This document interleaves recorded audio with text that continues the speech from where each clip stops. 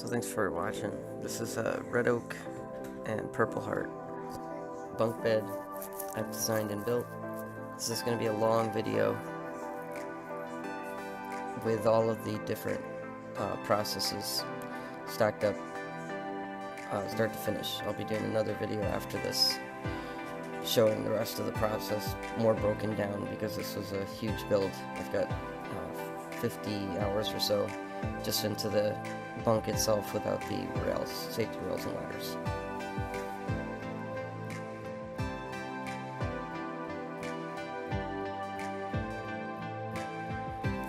So right now we're roughing down 4/4 and 8/4 red oak into 3" by 3" posts for the 4 bed posts.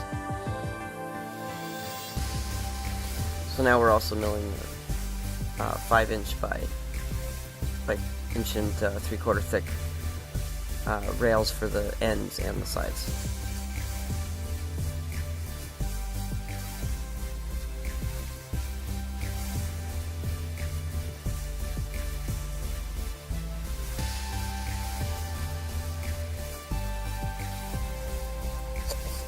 So this is the 3x3 post, corner post. There's 4 of them. What I've done is built a jig that I just clamped to the piece with a bench dog and with a hold fast, and just lock it in place, set increments, and I'm using a 3/4" end mill to rough out my mortises with a pilot bushing. Once that's done, you'll see I'll square everything up, and that's how the mortises are done. So there's 3 jigs in all, or 4 jigs in all. 1 for the main mortise, 1 for the haunch, the secondary haunch mortise. 3rd and the 4th are for the through tenons, which are smaller than all of the other ones, depending on whether it was a rail or an end cap rail.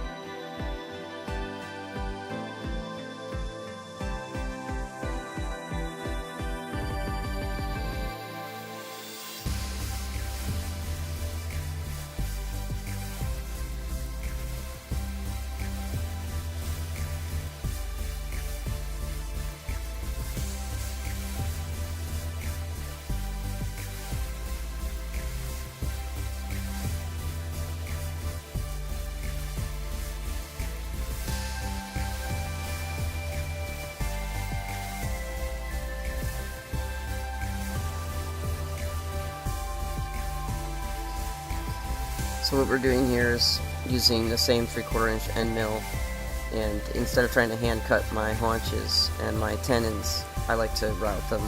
It's 100% accurate, leaves a relatively smooth finish that I can use a card scraper to finish off. So I'm doing both ends of all the rails, and then hand chiseling the haunches perfectly flat and square. Then I do hand cut the large chunks out for the tenons.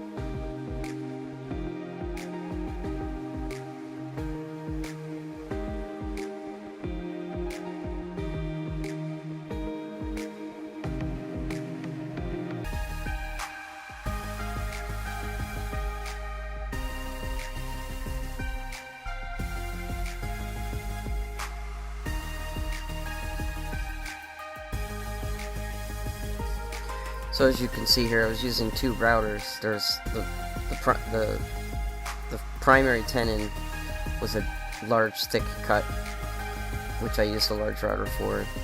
The secondary haunch is only about 3/8 of an inch deep, 1/4 inch deep, 3/8 of an inch wide. So I would rough that out with my little Bosch Colt trim router, and then finish up the joint by hand once I had edged up close to that.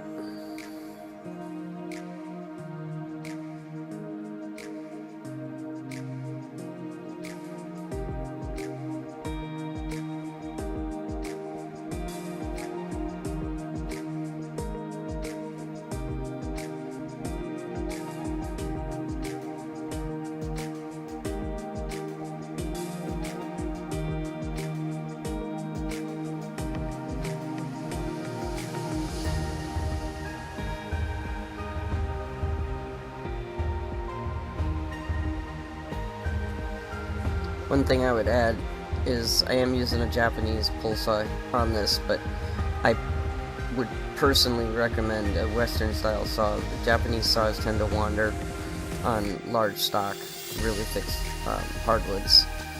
That is actually a hardwood version of the Japanese saw, so it's got smaller teeth, but even still I would get some blade wander depending on the oak grain that I was dealing with.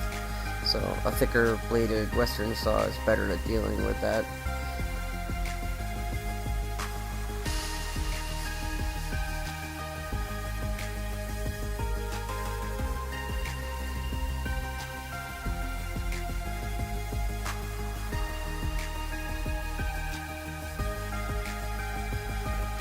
So you can see in the foreground there what I'm doing is I'm doing a fit of the bed in the shop to to give my final fit for all of my tenons. And because the end cap rails are mortised through the primary rails, I need the primary rails in so that I can mark the through tenons for the small for the smaller tenons that go through them in place. So technically with jigs I could have milled it kind of like a machine joint where everything would be accurate, but it's pretty much not possible with wood. You know, wood is living and moving, so every tenon is custom fit to go through, and I set them so that I would hog off just a little bit less material on the main rail, so when I put the small tenons through, they would actually put pressure on the outside of the mortise, thereby squeezing the joint a little bit tighter, because there's nothing that actually like wedges those in place other than the tenon that pushes through them.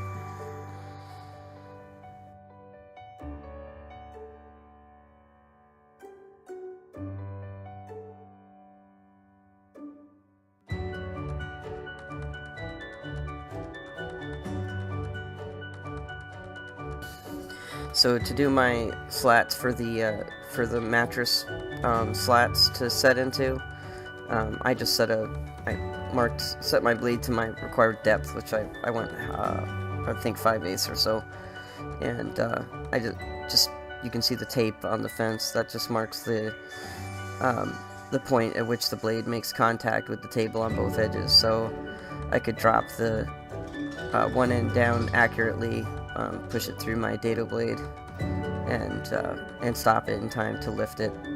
And then you'll see after this I'll just square them up by hand.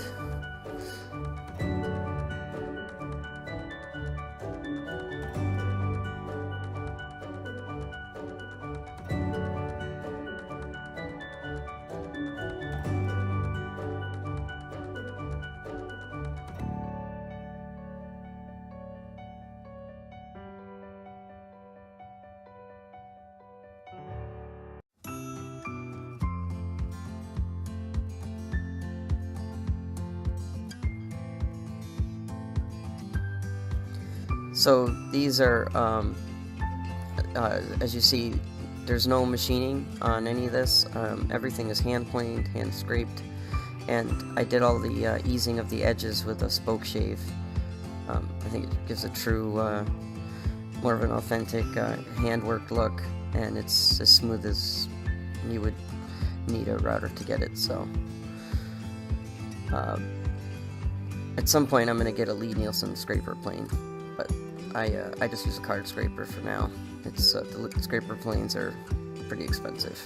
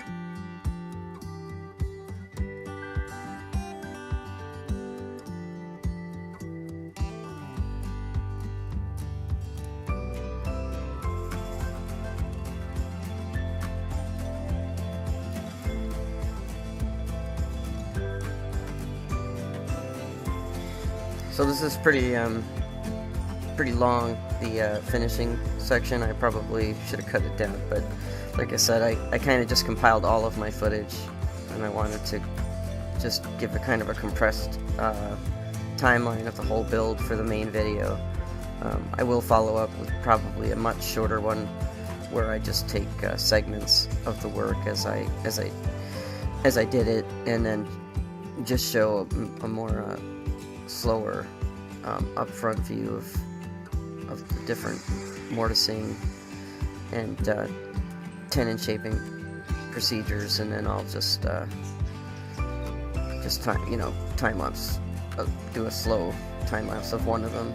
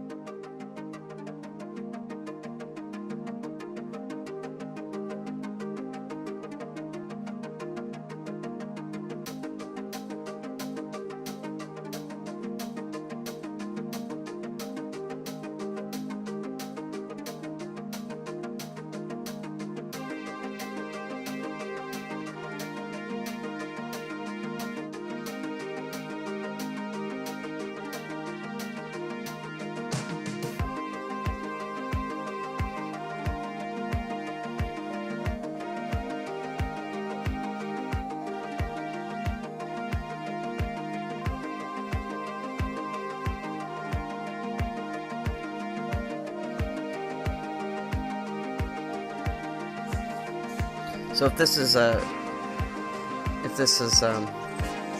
getting boring, just you can jump forward to the 17-minute marker, and that's the next step. Like I said, I had already recorded this and just kind of compiled all the footage, and I've already converted it, and it takes a couple hours to convert a video this size, so it was too late to go back in and try and cut them down more and then reconvert it, so I'm just going to follow through with this one.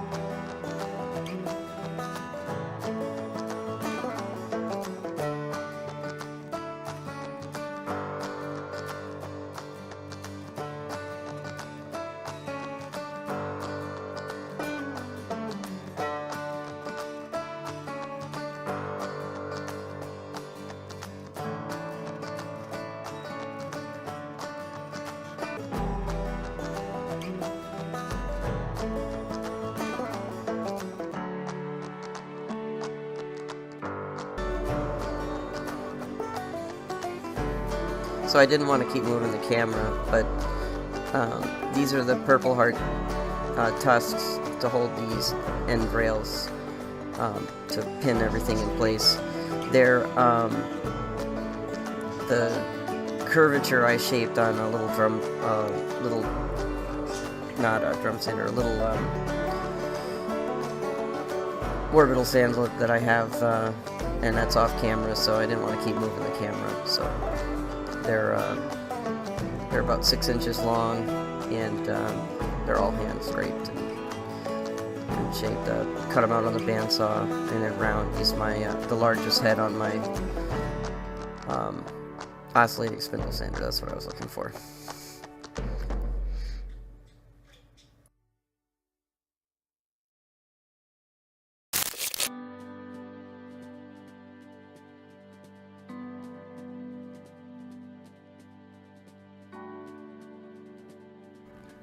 So the kids were pretty excited to put this together. If you can imagine what 6 kids sound like, all packed into a small bedroom, it was pretty interesting to listen to. So I opted to leave the sound out because it was funny at first, but I think it would have been too much for a video. So everybody was helping put it together, and so this is the bedroom it's going in. My daughter's bedroom.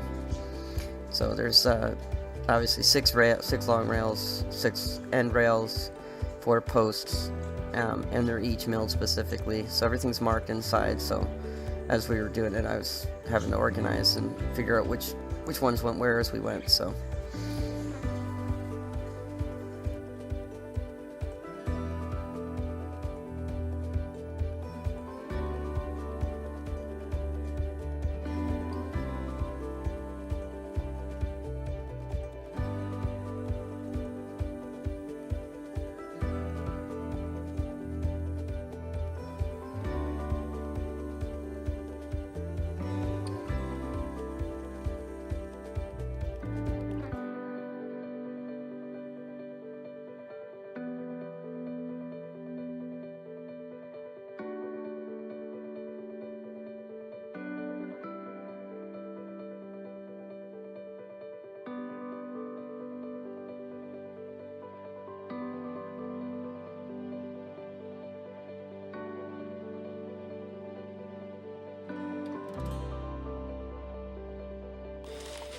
Okay, so I had some camera issues the other day and I couldn't film, couldn't quite film the last of putting this together, so just wanted to get some close-ups and show you the joinery. These are the pins, the tusks. So you see that. So this is, as explained, this is the paster. So this is the main tenon. This rail is mortised through the bed, and that protrudes here, and then that's actually mortised through for this other rail. Pull this open. So this rail passes through this one, thereby locking this one in place, and then the tusk obviously holds the whole deal together. So as long as that pin is in, nothing can move. And it's all knockdown joinery, so when we move at some point, we can take this bed with us without any trouble. We can pack it perfectly flat and take it with us wherever we go. That scared me. Yeah, I'm a scary guy. Are you recording? I am recording. So that's the bed. So I'm doing another one of these. I think I'll do the next one. I'm thinking I'm going to do the next one out of maple and black walnut. That's what I'm guessing. This is red oak and purple heart. Also, I'm not done. I still have the safety rails and the ladders to do. I've already got 50, 60 hours into this build. So I wanted to get a video up to the current point. So and I'll follow up with a second video when I can get to the ladders and safety rails. So thanks for watching, and I guess you'll be seeing the next stage pretty soon.